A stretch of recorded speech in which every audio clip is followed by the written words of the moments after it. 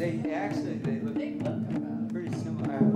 I'm Susan Bruni, together with my husband Matthew and our leader, Robert Crawford. We make drums, play drums, and make friends.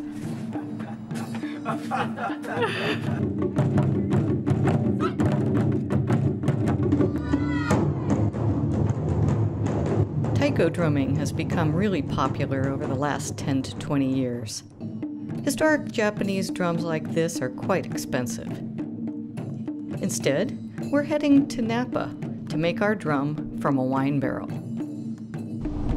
Here we are, taking the mysterious road to the barrel man. Retired Master Cooper Ron Young, otherwise known as the Barrel Man, custom makes the barrels to selected heights and diameters. Doesn't that look nice? Oh, that's a beauty. It had tar crates. This will make a nice before and after picture. So, let's get started. The first step is to make sure the top and bottom rims of the drum are perfectly flat. Yeah, that's really good. Yeah. Next, we number each of the staves. 12, 13. Although we're careful to keep the staves in order, the angles are all the same and they can be swapped around if a barrel isn't circular. Before removing the rings, the belt sander evens out the wood to prepare for biscuit joining. Looking at the other side, okay, now we're getting a little closer. So good. Between 18 and 19. You've got to search around for two staves that will divide the barrel in half, and these mark the spot for the last gluing. Stave number 1 is over here, and number 3 is going to be here. And so it seems probably repetitive, But it helps not just to number each stave, but to number the adjacent ones too, just to help keep track of things.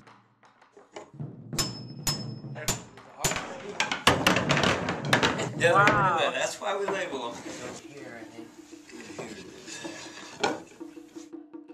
Next, each of the staves is lined up in order for biscuit joining. So what do you want next? Two? Two.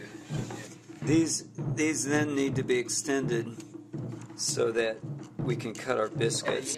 You line this thing up with here, and then it's a little bit of guesswork, but you have to find the angle and then press it so it's flat against the... I see, so you have a double angle. Yeah, you have not only this way, but this way.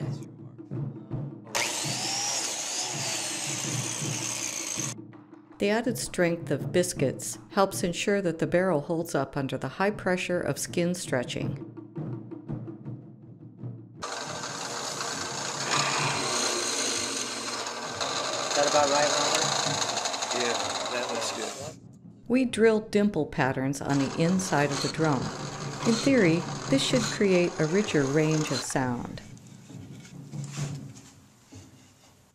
With some of our new carving patterns, sometimes we spend more time on the inside of the drum than on the outside. Let's tap it together and make sure that, I don't know what's... Okay, once we've checked that all the biscuits fit together, we're ready to start our first gluing. The two staves to be glued are removed and laid out flat on the workbench. We use Titebond 3 waterproof wood glue, which dries slow and allows a longer work time. Once we've spread the glue into every nook and cranny, the 3 biscuits are set into the slots. Okay, then you take these guys, put them together, good, and get them all the way together, and then... Because of the biscuits and our desire for a really circular drum, we glue just one stave at a time, pounding it back into the rings to dry.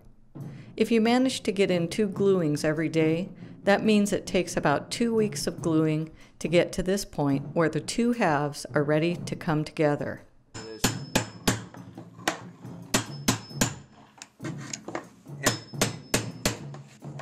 There it comes. 2 hemispheres, that's a no-brainer. know, I just get it wrong.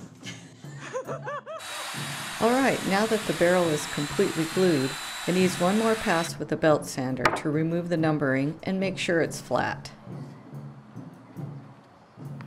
I'm just centering this, keeping as fat as it can, and then I'll just... Marking with a circular template is the first step in forming the rim.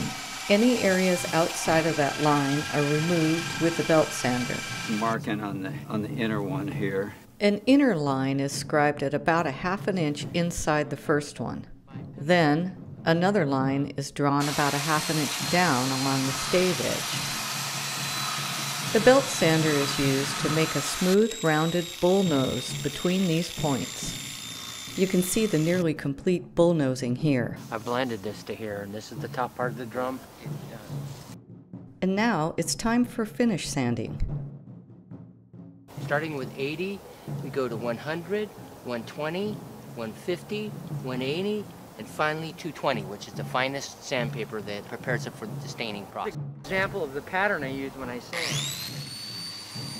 After working for about an hour with each of those sandpapers, the barrel is ready for the finishing process.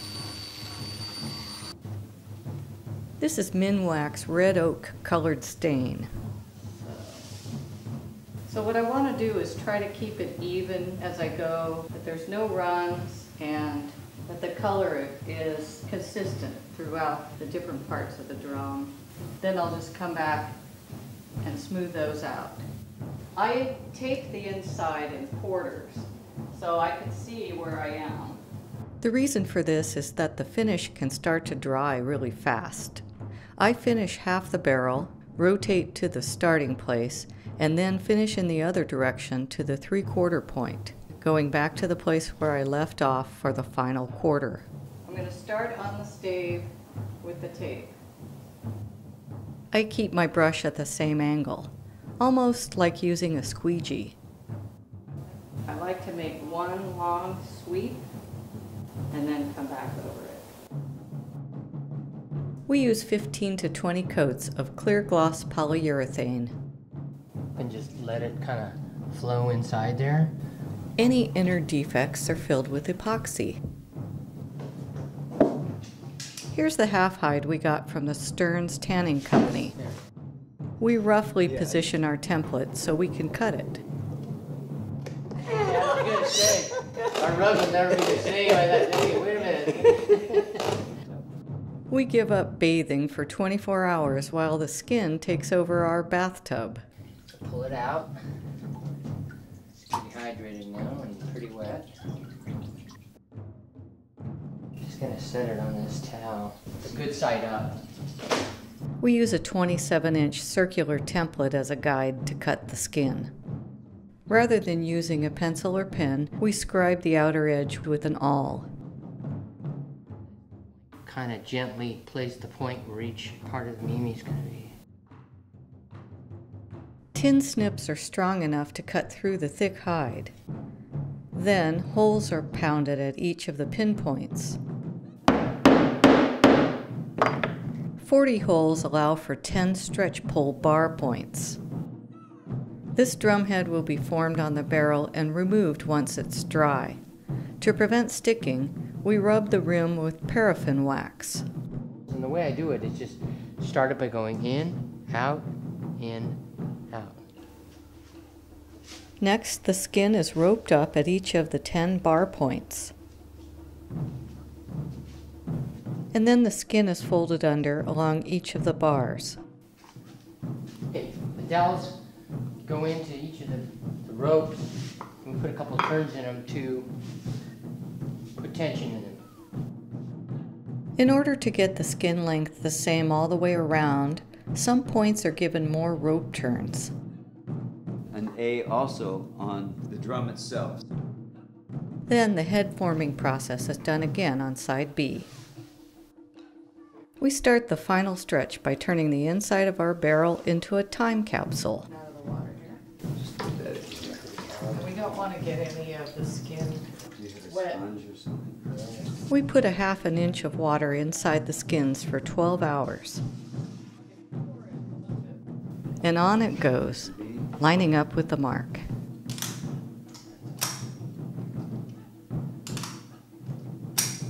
Once the barrel is cinched up for protection, the skin is roped up again in the same way as during the head forming. But this time the jacks will be used to create the high pressure for the stretch.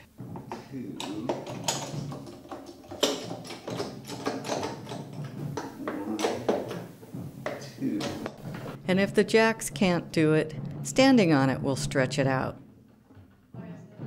Around twice. After about 15 jack pumps, we listen for the pitch to go up. Officially caught. Okay, so we're setting our first tack line to be 1 3/4 inches. We're above it. Robert, your glasses match your socks. Here, and go get on the line, and I'll make another mark and push them in. These are just points. I measure the depth of the hole. I take the tack and I bring it up to my drill. I don't go straight. I kind of go in an angle because the tacks want to go in an angle so their surface is like parallel with the skin surface. To test the drill bit diameter, Matt hammers in the first tack.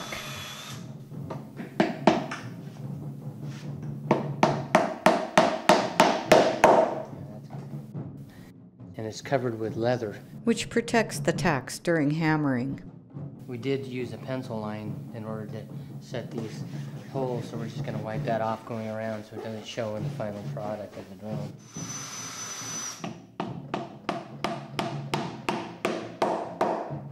Once Matt is nearly all the way around with the drill, Robert starts pounding each of the tacks.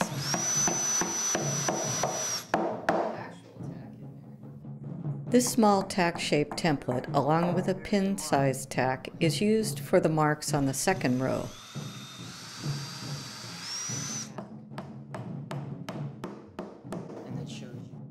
After the tacks are complete, the bars can be removed, only if you have really strong hands. And then it's time to start the other side. The tape measure helps us keep things even.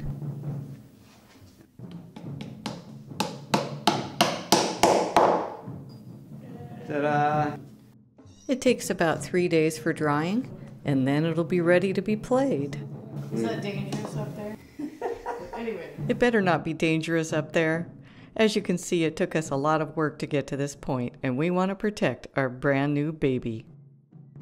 So here it is, a week later, being played for the first time. We made or reheaded all the drums you see here. Their diverse colors and sizes reflecting the different members of our group who paid for the materials. From the historic Japanese drum on the right to our new baby on the left. As we say, we make drums, play drums, and make friends.